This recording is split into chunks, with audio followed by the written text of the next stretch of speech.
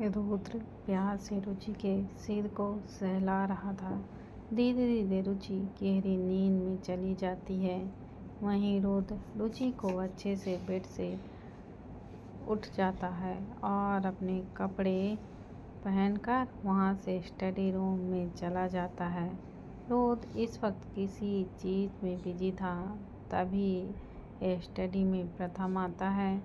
प्रथम को वहाँ देखकर रुद्र ने हैरानी से कहा, तू यहाँ इस वक्त क्या कर रहा है? तो प्रथम ने रुद्र को घूरते हुए कहा, यही बात मैं भी तुझसे पूछ सकता हूँ कि तू यहाँ इस वक्त क्या कर रहा है?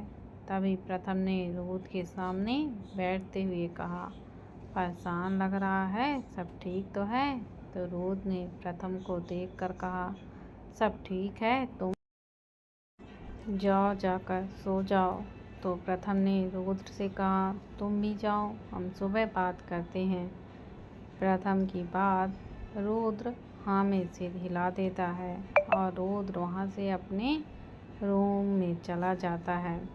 रुद्र की नज़र रुचि पर जाती है, जो किसी छोटे बच्चे की तरह खुद में ही सिमट कर सो रही थी। रुचि को देखकर रुद्र के फेस पर स्माइल आ जाती है और वो अपने कपड़े निकाल कर जाकर रुचि के बगल में लेट जाता है और उसे अपनी बाहों में भर लेता है। अगली सुबह सब लोग डाइनिंग टेबल पे थे। तभी शिल्पी जी ने कहा, प्रथम, हम लोग इंडिया से बाहर जा रहे हैं, तुम चाहो तो घर पर रह सकते हो या यहीं रह सकते हो। तो रुचि ने कहा, माँ भाई यहीं हमारे साथ ही रहेंगे। रुचि की बात सुनकर प्रथम ने मुस्कुराते हुए कहा, हाँ बच्चा, मैं यहीं तुम्हारे साथ ही रहूँगा। तभी रुद्र के चाचा ने दादाजी से कहा, पापा अब हमें भी वापस जाना पड़ेगा, वहाँ बहुत ज़्यादा काम आ गया है और हम चाहते हैं कि आप भी हमारे साथ चलें। रंजीत की बात सुनकर दादाजी रुद्र की तरफ देखते हैं तो रुद्र हाँ में सिर हिला देता है। तो दादाजी भी जाने के लिए मान जाते हैं। धीरे धीरे दिन गुजर रहे थे। सब लोग जा चुके थे, बस घर में यंगेस्ट ही बचे थे। रुद्र भी कुछ दिनों के लिए बाहर गया हुआ था और रुचि इस वक्त रुद्र को काफ़ी मिस कर रही थी।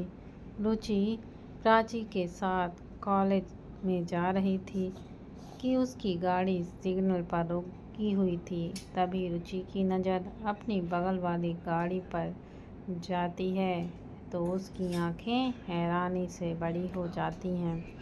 इससे पहले रुचि कुछ बोलती या करती तब तक वो गाड़ी आगे की ओर बढ़ जाती है। तभी रुचि ने ड्राइवर से कहा, भैया आप गाड़ी घर की तरफ लीजिए, मुझे कॉलेज नहीं जाना है।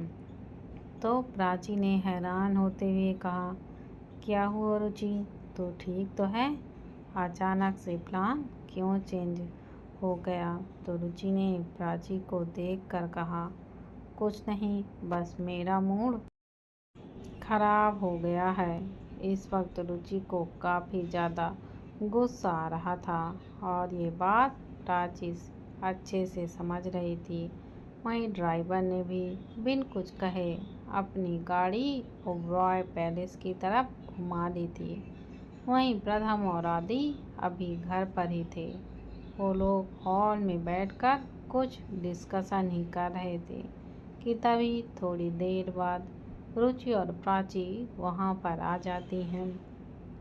रुचि बिन कुछ कहे गुस्से से वहाँ से अपने रूम में चली जाती है। तभी प्रथम ने प्राची को देखकर कहा, प्राची, रुचि को क्या हुआ? और तुम दोनों तो कॉलेज के लिए निकल गई थी ना, फिर तुम दोनों वापस क्यों आ गई हो? तो प्राची ने प्रथम को देखते हुए कहा, मुझे खुद कुछ समझ नहीं आ रहा, प्रथम कि रुचि को क्या हुआ है। थोड़ी देर तक तो उसका मूड ठीक था, लेकिन अचानक से सिग्नल से उसने कॉलेज जाने से मना ही कर दिया और इतने गुस्से में भी है। आजकल पता नहीं उसे हो क्या रहा है। कभी कभी तो छोटी छोटी बातों पर ही गुस्से करने लग जाती है, चिड़चिड़ाने लग जाती है। तो प्रथम ने कहा, तुमने उससे पूछा कि क्या हुआ है? तो प्राची ने कहा, हाँ पूछा था, लेकिन उसने कुछ बताया ही नहीं। तो प्रथम ने कहा, मैं उससे बात करके देखता हूँ, शायद मुझे कुछ बता दे। तो प्राची ने कहा, हाँ ये तो सही रहेगा। तभी आदि ने प्रथम से कहा, मैं भी आपके साथ चलता हूँ। थोड़ी ही देर में वो लोग रुचि के रूम के बाहर खड़े हुए थे। प्रथम ने डोर नॉक करते हुए कहा, बच्चा क्या हुआ है? दरवाज़ा तो खोलो, मुझे तुझसे कुछ बात करनी है। वहीं रूम में रुचि गुस्से में अपने फ़ोन से किसी को कॉल लगाने की कोशिश कर रही थी, लेकिन रिंग जाने के बावजूद भी सामने वाला इंसान फ़ोन ही नहीं उठा रहा था। और ये बात रुचि को और भी ज़्यादा गुस्सा दिला रही थी। वहीं प्रथम बाहर से डोर नॉक कर रहा था। रुचि का कोई रिस्पॉन्स न देखकर उसे भी अब डर लगने लग रहा था। तभी प्रथम ने एक बार फिर से डोर को नॉक करते हुए कहा, बच्चा अगर तुम बताओगी नहीं तो हमें पता कैसे चलेगा? तभी रुचि एक गहरी सांस लेकर जाकर डोर को ओपन कर देती है। तो सामने प्रथम, आदि और प्राची खड़े हुए थे। उन लोगों को देख कर रुचि एक साइड हो जाती है तो लोग अंदर की ओर चले जाते हैं। रुचि का फेस अभी भी गुस्से से कांप रहा था। तभी प्रथम ने रुचि के पास जाकर कहा, क्या हुआ बच्चा, तुम ठीक तो हो? तो रुचि ने प्रथम को देखकर कहा, मुझे आपसे कुछ पूछना है और आप मुझे सच सच जवाब देना। रुचि की बात सुनकर प्रथम ने कहा, बच्चा क्या हुआ, क्या बात है? प्रथम की बात सुनकर रुचि ने प्रथम को घूरते हुए कहा, भाई सच सच बताना, रुद्र इस वक्त कहाँ है? रुचि का सवाल सुनकर प्रथम कुछ देर के लिए एकदम से चुप हो जाता है। उसे समझ ही नहीं आ रहा था कि वह रुचि की बात का क्या जवाब दे। वहीं आदि भी शॉक्ड में था। तभी रुचि ने एक बार फिर से कहा, भाई मैं आपसे कुछ पूछ रही हूँ, मुझे यह जानना है कि रुद्र कहाँ है? तभी आदि ने रुचि से कहा, भाभी आपको पता तो है भाई इंडिया से बाहर गए हुए हैं, फिर क्यों आप अचानक से ये सवाल पूछ रही हैं? आदि की बात सुनकर रुचि ने गुस्से से आदि को देखकर कहा, इंडिया से बाहर गए हैं तो फिर मुझे लगता है कि आज मैंने ट्रैफिक सिग्नल पर उनका हमशक्ल देखा होगा और शायद वो अपनी वाइफ या गर्लफ्रेंड के साथ था। रुचि की बात सुनकर प्रथम और आदि को समझ नहीं आता कि वो इतने गुस्से में क्यों हैं। तभी प्रथम ने कहा, बच्चा देख, रुद्र किसी काम से बाहर गया है और मुझे नहीं पता कि तूने किसे देखा, हो सकता है तुझे मिसअंडरस्टैंडिंग हुई हो।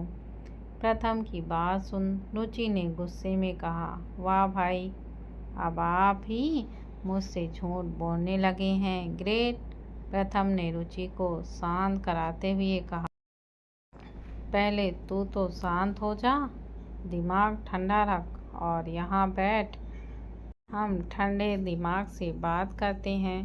तभी रुचि ने प्रथम को देखकर कहा, मेरा दिमाग ठंडा ही रहता है भाई, लेकिन अब मैं और बर्दाश्त नहीं कर सकती। मुझसे हर बात पर झूठ बोला जाता है। क्यों बोला जाता है, इसका कोई जवाब भी नहीं दिया जाता। झूठ बोलकर घर से बाहर रहने की क्या ज़रूरत थी? जो काम था घर से भी हो सकता था, या मुझे बताकर चले जाते। फिर रुचि ने एक गहरी सांस लेते हुए कहा, अगर आपसे कोई बात हो तो आप उन्हें बता दीजिएगा कि मुझे उनके बारे में पता चल चुका है। तो बेहतर यही होगा कि वो घर पर आ जाएं।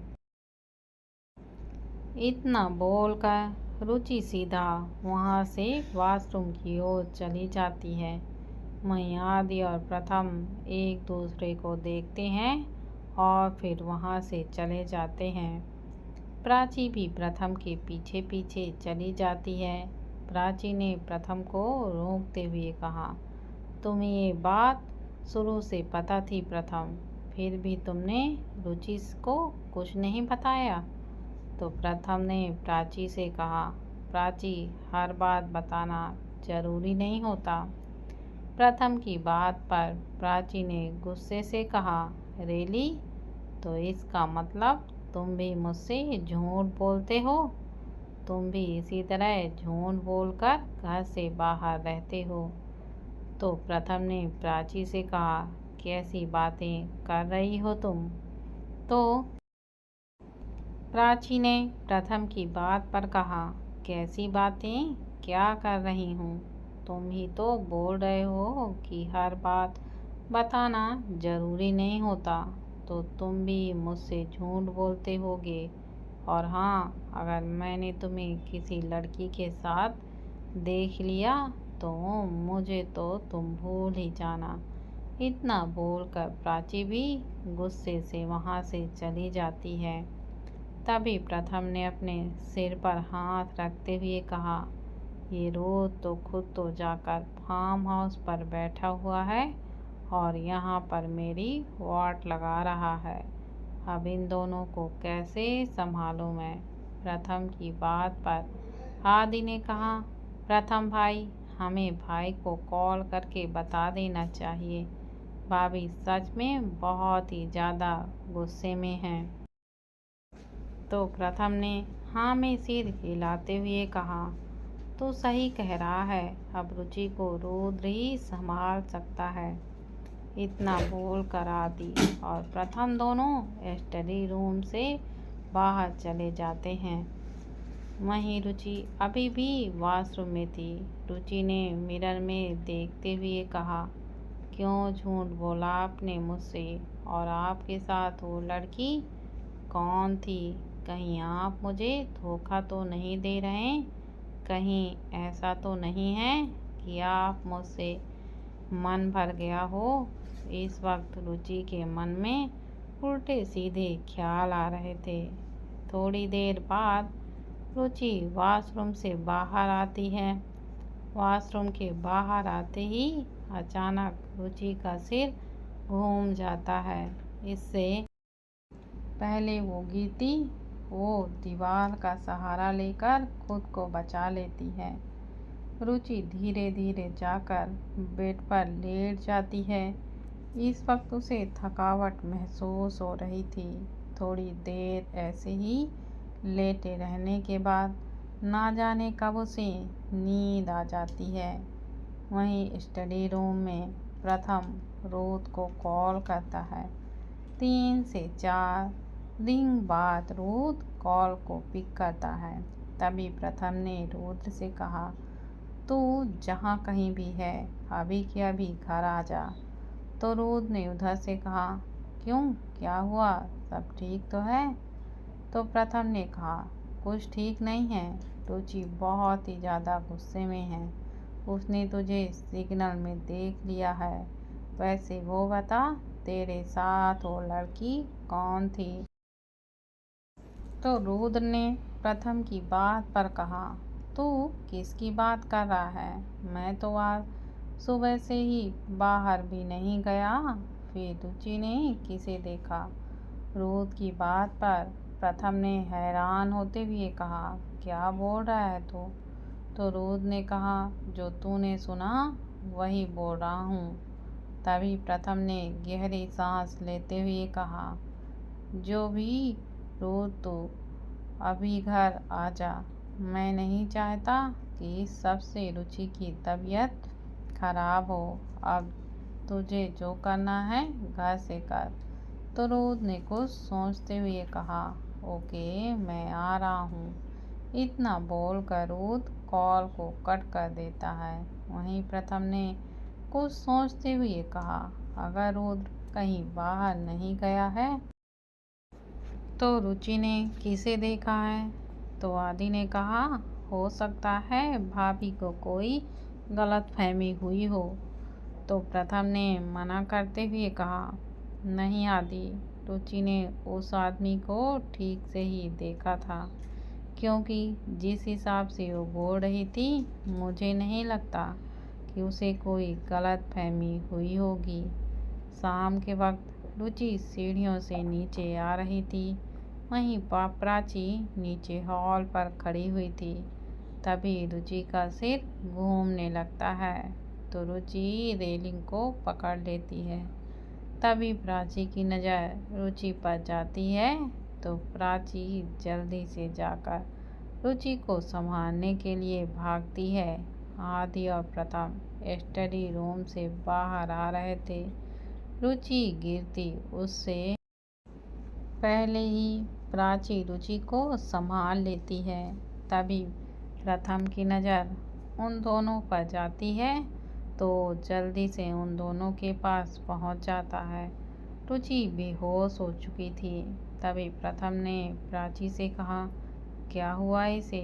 तो प्राची ने कहा, प्रथम नहीं पता, अचानक से बेहोश हो गई। मैंने देख लिया, वरना पता नहीं क्या ही हो जाता। प्राची की बात सुनकर प्रथम रुचि को गोद में उठाकर रूम की तरफ ले जाता है।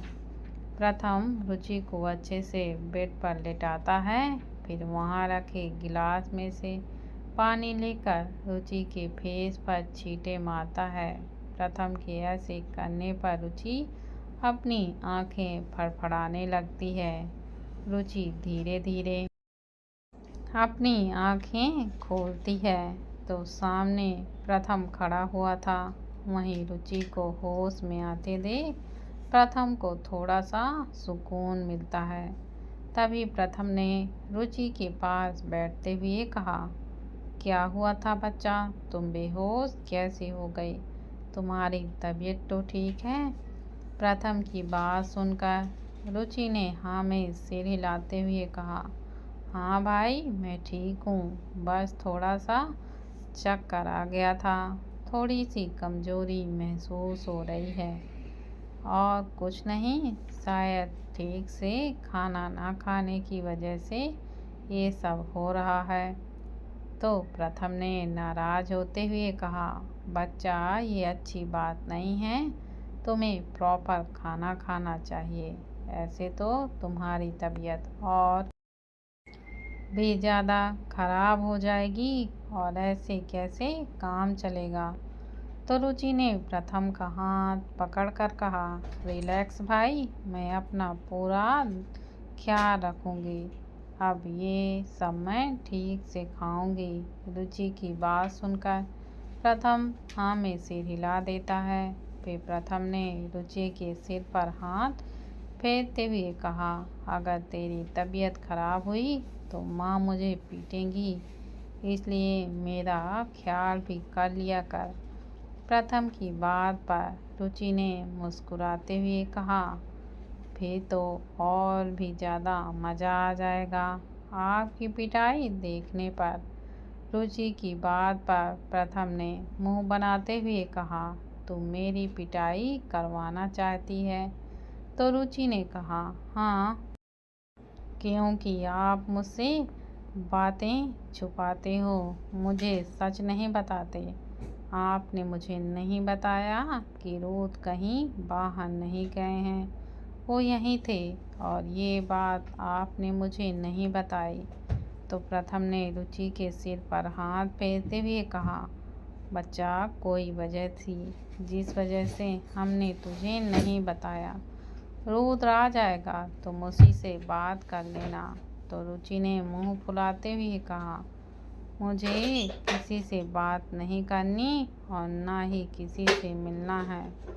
वो जिसके साथ है उसी के साथ रहें, मेरे पास आने की ज़रूरत नहीं है। कि तभी दरवाजे से किसी ने कहा, तुम्हारे अलावा और किसके पास जाऊंगा जान। आवाज़ सुनकर रुचि और प्रथम दरवाजे की तरफ देखते हैं जहाँ पर रुद्र खड़ा हुआ था। रुद्र को देखकर रुचि ने प्रथम से कहा, भाई इनसे कह दीजिए कि मुझे अभी कोई बात नहीं करनी, ये यहाँ से चले जाएं।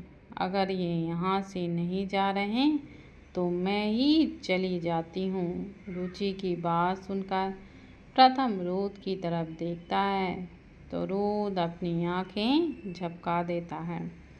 तभी प्रथम ने खड़े होते हुए कहा, बच्चा एक बार बात कर लो फिर मैं तुम्हें ले चलूँगा। तभी रुचि ने मना करते हुए कहा, नहीं भाई, मुझे किसी से कोई भी बात नहीं करनी, मुझे भी आप अपने साथ ले चलिए। तभी रुद्र प्रथम को जाने का इशारा करता है तो प्रथम वहाँ से चला जाता है। प्रथम के जाने के बाद रुद्र अपने कदम रुचि की तरफ बढ़ा देता है। वहीं रुद्र को अपनी तरफ आता देख रुचि बेड से उठने लगती है, लेकिन तब तक रुद्र रुचि के पास पहुंच जाता है। रुद्र ने रुचि के ऊपर झुकते हुए कहा, क्या हुआ है, इतनी नाराज क्यों हो। रुद्र की बात पर रुचि ने रुद्र को देखकर कहा, सीरियसली आपको नहीं पता मेरी नाराज़गी का कारण। फिर तो मेरे बताने का भी कोई मतलब नहीं है। आप मेरे ऊपर से हटिए, मुझे यहाँ से जाने दीजिए। मुझे इस वक्त आपसे कोई बात नहीं करनी। रुचि की बात पर रुद्र ने रुचि के और करीब जाते हुए कहा, जाने दो, मैं तुम्हें कहीं नहीं जाने दूंगा, भले ही तुम मुझसे कितनी ही नाराज़ क्यों ना हो। तो रुचि ने चिढ़ते हुए कहा, लेकिन मुझे यहाँ नहीं रहना। इस वक्त रुचि को काफ़ी ज़्यादा गुस्सा आ रहा था और ये बात रुद्र भी अच्छे से समझ रहा था। तभी रुद्र आगे बढ़कर रुचि के होठों पर अपने होंठ रख देता है। रुचि रुद्र को खुद दूर से करने की कोशिश करती है, लेकिन रुद्र ने रुचि के हाथों को पकड़ लेता है और अपने एक हाथ से उसके हाथों को उसके सिर के ऊपर बेड से टिका देता है। रुद्र रुचि को काफ़ी सॉफ्टली किस कर रहा था। वहीं धीरे धीरे रुचि की आंखें बंद हो जाती हैं और वो भी रुद्र की किस को रिस्पॉन्स करने लगती है। धीरे धीरे रुद्र के हाथ रुचि की कमर पर आ जाते हैं।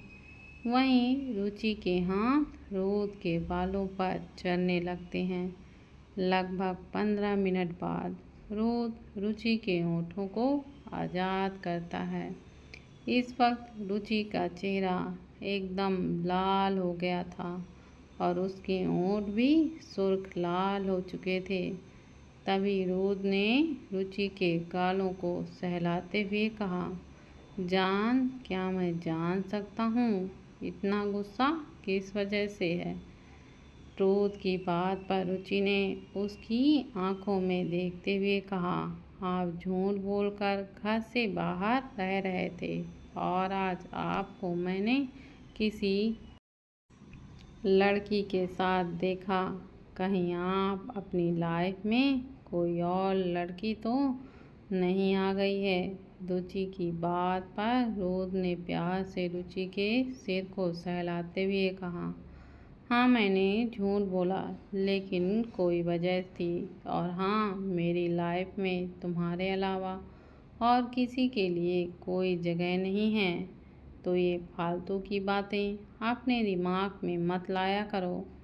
तुम्हें अच्छे से पता है कि मेरी लाइफ में तुम्हारी क्या जगह है, फिर तुम ऐसे कैसे बोल सकती हो। तो रुचि ने रोद को देखकर कहा, क्योंकि आज मैंने आपको किसी लड़की के साथ देखा है और वो आपके काफ़ी क्लोज बैठी हुई थी। आपको पता है मुझे उसे आपके करीब देखकर कितना बुरा लग रहा था। फिर रुचि ने अपना मुंह बनाते हुए कहा, जाइए, मुझे आपसे कोई बात नहीं करनी। मैं अभी भी आपसे नाराज़ हूँ। रुचि की इस हरकत देखकर रोद के फेस पर स्माइल आ जाती है। इस वक्त रुचि किसी छोटे बच्चे की तरह क्यूट लग रही थी। तभी रोद ने आगे बढ़कर रुचि के गाल पर चूमते हुए कहा, तुम्हें पता है, जब तुम इस तरह से गुस्सा करती हो तो और भी ज़्यादा क्यूट लगती हो और मेरा मन तुम्हें बहुत ज़्यादा प्यार करने का करता है। तो रुचि ने मुंह बनाते हुए कहा, लेकिन मुझे आपका कोई प्यार नहीं चाहिए। आप जाइए उसी लड़की के पास जो आपके साथ थी। रुचि की बात सुनकर रोद ने खड़े होते हुए कहा, रियली? तो तुम सच में चाहती हो कि मैं उसके पास चला जाऊं?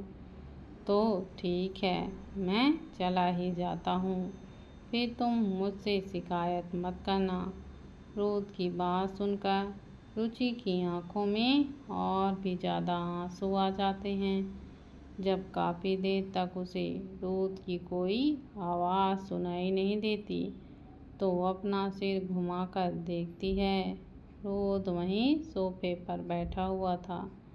रोद को वहाँ देखकर रुचि फिर से अपनी नज़रें फेर लेती है और बेड से खड़े होकर वहाँ से जाने लगती है।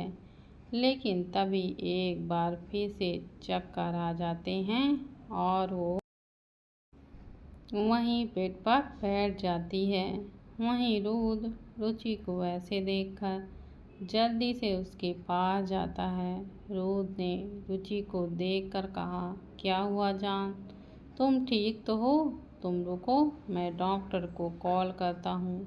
तो रुचि ने मना करते हुए कहा, डॉक्टर को बुलाने की कोई ज़रूरत नहीं है, मैं बिल्कुल ठीक हूँ और आपको भी मेरी चिंता करने की ज़रूरत नहीं है।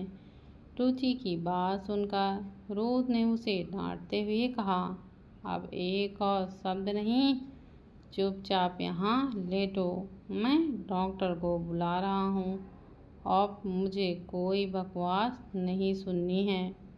इतना बोलकर रोद जाकर डॉक्टर को कॉल करता है। थोड़ी ही देर में डॉक्टर ओबरॉय पैलेस पहुंच जाते हैं। इस वक्त डॉक्टर रुचि का चेकअप कर रही थी और रोद वहीं रुचि के बगल पर खड़ा हुआ था और रुचि उसे बुरी तरह से घूर रही थी। थोड़ी देर बाद डॉक्टर ने रुचि को देखकर कहा और रोद की तरफ मुस्कुराते हुए देखकर कहा, कंग्रेचुलेसन मिस्टर ओबरॉय, आपकी वाइफ प्रेग्नेंट है, बहुत जल्द आप बाप बनने वाले हैं। डॉक्टर की बात सुनकर रुचि के फेस पर स्माइल आ जाती है और वो मुस्कुराते हुए अपने पेट पर हाथ फेरने लगती है। तभी डॉक्टर ने कहा, देखिए मिस्टर ब्रॉय, जैसा कि आप जानते हैं कि इनका पहले भी मिसकैरेज हो चुका है, तो आपको इस बार थोड़ी सावधानी बरतनी होगी। आप इन्हें हॉस्पिटल ले जाइए, बाकी के टेस्ट हम वहीं कर लेंगे। डॉक्टर की बात सुनकर रोद राह में सिर हिलाता है और फिर डॉक्टर मुस्कुराते हुए वहाँ से चली जाती हैं। तभी रोद ने रुचि के पास बैठकर कहा, जान। रुचि इस वक्त अपने पेट पर हाथ फेर रही थी और उसे देखकर मुस्कुरा रही थी। जब रोद की आवाज़ उसके कानों पर जाती है तो वो अपना सिर उठाकर रुद की तरफ देखती है और मुस्कुराते हुए रुद के गले पर लग जाती है। रुचि ने रुद के गले लगे हुए कहा, आपको पता है, आज मैं बहुत खुश हूँ। फाइनली हमारा बेबी आने वाला है। इस वक्त रुचि अपनी सारी नाराज़गी भूल गई थी। कुछ उसे याद था तो बस अपने बच्चे की आने वाली खुशी। वहीं डॉक्टर नीचे पहुंचती है तो प्रथम और बाकी सब रुचि के बारे में पूछते हैं, तो डॉक्टर उन्हें बता देती है कि रुचि माँ बनने वाली है। बस इतना सुनना था कि सब रुचि के रूम की तरफ भागते हैं। वहीं रूम में इस वक्त रुद रुचि को किस कर रहा था कि तभी अचानक से उसके रूम का डोर खुलता है और सब के सब अंदर चले जाते हैं। अचानक डोर खुलने की आवाज़ से रुद और रुचि दोनों एक दूसरे से अलग हो जाते हैं। तभी रुद की नज़र दरवाजे पर जाती है तो सबको गुस्से से घूरने लगता है। रुद को ऐसे घूरने से आदि की हवा ही टाइट हो जाती है।